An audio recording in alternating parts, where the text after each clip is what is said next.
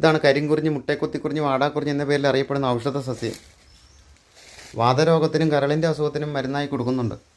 അതെല്ലാം ഒരു വൈദ്യ നിർദ്ദേശപ്രകാരം മാത്രം കൊടുക്കേണ്ടതാണ്. കർക്കിടക മാസമാകുമ്പോൾ അമ്മ ഈ മരുന്നും ഈ മരുന്നിനോടൊപ്പം പല മരുന്നുകളും ചേർത്ത് കഞ്ഞി ഉണ്ടാക്കി തരാറുണ്ട്. പിന്നെ ഇതിൻ്റെ തണ്ട് മുറിച്ച് നട്ടാൽ ഇത് പിടിച്ചോളും.